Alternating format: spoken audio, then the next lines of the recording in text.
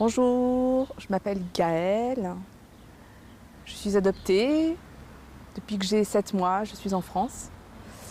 J'habite à Bordeaux actuellement.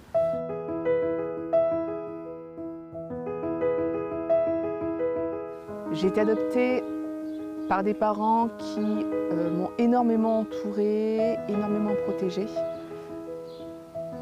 J'ai reçu énormément d'amour, énormément d'affection. Donc mon adoption s'est très bien passée. Éduquée par des parents français dans une culture française. Mais le regard des autres me projetait une image différente de moi-même. Donc quand on est élevé comme ça et on est habitué depuis qu'on est enfant à vivre avec ce conflit d'images, c'est très difficile de trouver sa place. Donc j'ai choisi. J'ai choisi en me disant je renie complètement mes origines asiatiques, je suis profondément française, mes parents sont français, j'ai une éducation française.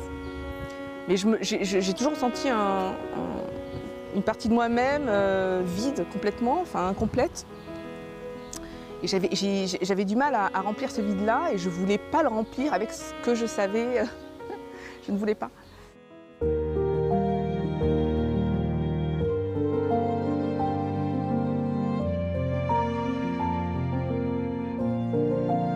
Pourquoi j'ai été élevée du coup par ses grands-parents, enfin voilà, des Français alors que je suis née en Corée.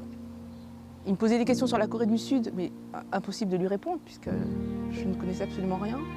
Donc tout ça a fait que c'était vraiment le bon moment pour me plonger et pour activement essayer de me rapprocher de ma culture d'origine en fait. Et effectivement, donc je suis allée en octobre dernier.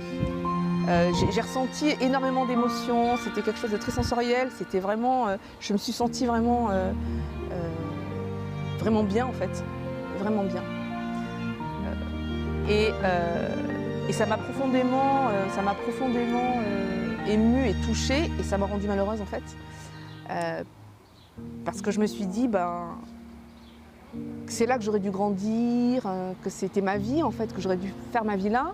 Mais en moi j'avais un vide, j'avais besoin d'une attache en fait, il me manquait mais d'où je viens quoi, mes racines.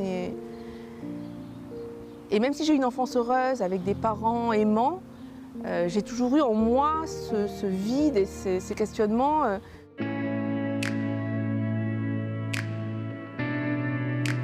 J'ai commencé la recherche il y a 3 ans, en France.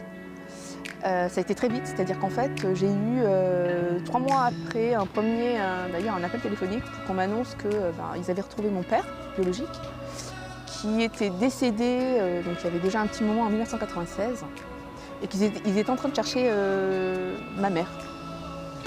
Un mois après, j'ai eu la réponse comme quoi ma mère était décédée. Donc ils ont trouvé de suite, ils ont retrouvé son identité. Elle est décédée, elle, en 2005. Donc, pas si longtemps que ça. Et c'est là où ça a été très difficile pour moi, parce qu'en moi, j'étais assez dévastée parce que je suis un peu ravagée par le fait de ne pas avoir fait de recherche avant. C'est-à-dire que j'ai énormément regretté. Mais je voulais savoir mon histoire en fait, connaître mon histoire. Et je pense, enfin c'est un cliché, mais je pense que savoir d'où on vient et quelle est son histoire nous aide aussi à avancer dans notre vie. Et c'est dommage que je m'y prenne maintenant, mais...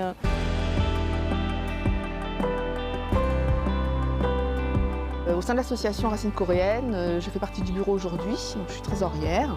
Le fait qu'elle soit là, que l'association existe et que je puisse échanger avec elle a été d'un réconfort, salvateur pour moi, parce qu'à cette période, quand j'ai décidé de mener mes recherches, ça a été très douloureux, c'est-à-dire qu'en fait, je pleurais tous les jours. Pour moi, c'était une décision qui n'était pas si facile que ça. Et donc, je l'ai eu plusieurs fois au téléphone et ça m'a vraiment beaucoup aidée.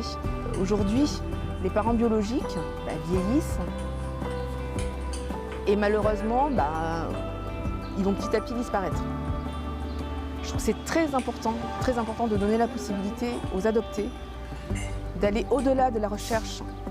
Il n'y a plus rien qui nous rattache en fait à notre passé, à notre culture d'origine.